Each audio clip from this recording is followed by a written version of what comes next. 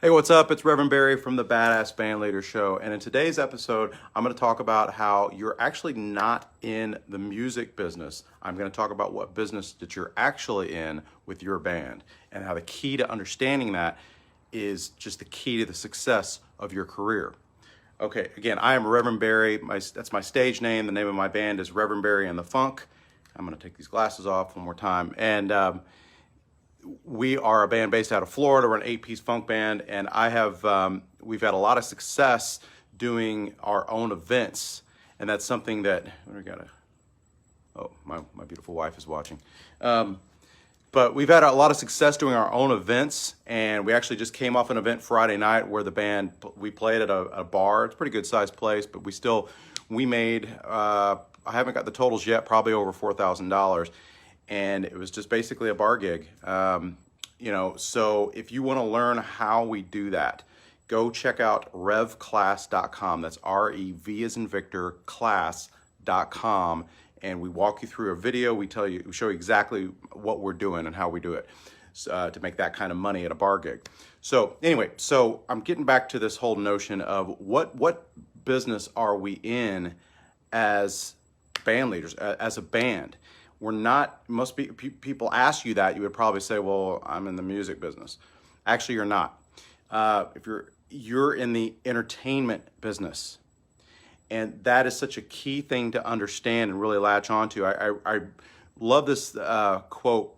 I was in a band back in the 90s with some guys back in Indiana, and they had been around for about 10 years when I joined the band. And they were pretty popular. And I remember right before we would go on stage every night, the band leader would wouldn't use a pep talk or anything, but he would always just go, all right, it's time to go on. Let's go entertain these people. And I thought, that was cool. It was kind of cool. He kind of set the tone because it wasn't like, hey, let's go up there and play some music for these people, because really music is just the vehicle, but it's much more than that, right? Because people have all sorts of choices, right? Whenever they want to go out for the weekend, they can do any manner of things, and often they do. They could go see a movie, they could go to a nice restaurant, they could go to a play, or go see a comedy show, or do any number of things, or they could just stay home and watch Netflix, right? So why do people go out to watch bands? It's because they want to be entertained, right? So I see so many bands and that don't seem to understand that concept, right? You go and you'll watch them and they're just literally just standing there on stage. Now, I'm not making that claim that, the only thing that can be entertaining about a band is for people to be like running around on stage. It's not really my point. But, when you see a band and musicians throw around, oh, that band sucks. Why? Why does a band suck? There's lots of reasons that a band could suck, but really at the core of it, it's because they're just not entertaining. There's something about them, or there's a number of things about their band that's just not entertaining. They're just kind of boring to watch or whatever. So if you really are taking an assessment of your band and you're trying to figure out, why are we successful, or maybe why are we not successful, you have to really take a good core look at what are you doing to entertain the crowd. If it's just really, if you think about it, if playing the songs is just the bare minimum, if that's what you do, you go up on a stage and you just play songs for people and hope that they like them, that's kind of the bare minimum of what a cover band even is, right? So if you don't go above and beyond the call somewhat, you can never really expect to get paid all that well, and you certainly couldn't expect to really garnish a following. I mean, I think about some of the bands that are really popular here in our area. Actually, there's one. I mean, our band is very popular. We have a 3-piece horn section in our band, so that makes us different, makes us stand out. And that is enough sometimes. There's guys that are really into Earth, Wind & Fire and Chicago and Tower of Power, stuff like that. They're immediately drawn to our band when they hear about us because they love that style of music. So that alone is entertainment enough that makes us different. But then we've also gotten a reputation as having really good singers. And some people judge the quality of a band by the skill level of their singers, right? In fact, I'd say that a vast majority of people do that. So if you're kind of wondering why your band may not be garnishing a following or getting calls back from venues and stuff, you might want to take a look at your singers, because that is kind of the average person.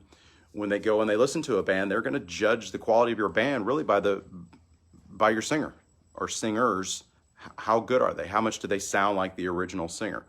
I've always said this, that now you don't have to have a great singer. Sometimes you can have a singer who maybe not all that great vocally, but they're a great front man. Now, I think we maybe have all seen this before, right? I can think of a few instances of bands throughout the years that I was not necessarily part of, but frontmen that, when they sang, there really wasn't much going on there. They didn't have much of a range or whatever, but some of them were like crazy, right? You didn't know what they were going to do. And, there was a guy back in the 90s that was like that for a band called The Crowd back in my Indiana hometown. He was known for being just this nutcase on stage, and you never knew what he was going to do. But see, that's entertaining, right? Then I've got some other friends, a band here in Tampa where they're known as having a really great frontman that gets the crowd into a partying mood, because he understands that that's what people want to do. They're not there necessarily just to listen to the music, right? They want to party, they want to dance. And so that's another thing. Our band has gotten really popular for people wanting to dance. And you may not have a dance band, or you say, well, some people dance to some of our songs, but we're kind of known more for our great instrumentalists that we have in our band, which that's cool. But, if it's not really resonating with the crowd, sometimes you might have to ask yourself, what are we doing that's not quite as entertaining as we should be? And then along these same lines, I really truly believe, and I tell my band this all the time, that since you are in the entertainment business, people expect their entertainers to look like entertainers. So I've always said that when you come walking through the crowd in a crowded bar before you go on, people should be able to turn around and look to see how you're dressed and know that, oh, you're probably in the band. Because maybe you're dressed a little more flashy, maybe you're wearing, like a cool hat or something. You just have this presence about you. Females, maybe you get your hair all done up, really, you look like an entertainer, right? Maybe, and again, it drives me crazy when I go and they see these bands, and I can see that the clothes that they're wearing are probably the clothes they wore to work that day, if they have a day job, or even worse, if they don't have a day job, it's the clothes that they were wearing while they laid around on the couch all day waiting for work that night at the band, and so they're like, their shirts are all wrinkled, they're just wearing some crappy t-shirt and some, jeans with holes in them or whatever, and you could tell they made absolutely no effort in their clothing. Put it this way, if I say, what type of gig clothes do you have, and you don't know what I'm talking about, you don't even know that there is such a thing as gig clothes, you don't have any. So I would say you definitely got to get some. If you want people to take you seriously as an entertainer, you got to have, now it doesn't mean you need to dress as a clown, or dress in some uniforms or whatever, unless that's what your band's into. But I think you do need to really give some thought to your outfits, and it doesn't have to cost a lot of money. I mean, there's some people that go to Goodwill and they find stuff that's kind of old and retro or whatever, but it looks cool. People are into that. I personally like to go to Amazon, because I can easily just sit there on the couch while I'm watching TV or whatever, and I can browse through cool looking shirts or pants. I just literally like yesterday, just bought some necklaces and some bracelets, just because I thought, and I never wear that kind of stuff when I'm not on stage. But on stage, I think it's important, again, to set myself apart, to look like an entertainer. Another thing, some bands are into light shows. In fact, I know there's one super popular band here in this area that has a light show that's programmed along. They play with tracks. Their tracks are sequenced with the light show, and so it's the same thing every night. But they've got a very impressive presentation. When you walk in the club and they're on stage, you're like, wow.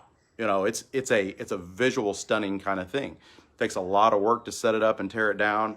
And it took a lot of work to program, but it's paying off for them because they have huge crowds at their shows every night, pretty much. So the other thing just be to think, how entertaining is your set? I mean, really, we are musicians. Obviously, we're a cover band, so that the choice of your songs is probably the most important factor that you could, period, when it comes to music, because the songs that you play are really how much your band lives or dies on stage. I mean, if you play a song that clears the dance floor every night, why are you playing it? You got to ask yourself these questions. It's like, is anybody into this other than the people who are on the stage? If that's the case, I say drop it. Drop it and replace it with something that's a sure bet, that's going to keep people entertained. So I hope these tips have been helpful. Again, if you're interested in making more money, if you're interested in making more than the $100 a man thing that all the bars are paying right now, and you're trying to figure out a way that actually works, where you don't have to go beg for a raise from a bar owner or whatever, and you want to look for a proven method to get paid well, our band has been able to do our own shows, promote our own shows, and sell tickets. And just like I said, this is past Friday, we made over $4,000 doing that. If you want to know how we do that, we walk you through. There's a video. You can go to revclass.com. That's REV as in Victor, class.com. Check it out, and I think you'll get a lot from it. Comment on the video. If you don't have any ideas on what makes a band more entertaining than others, let me know. Love to hear from you.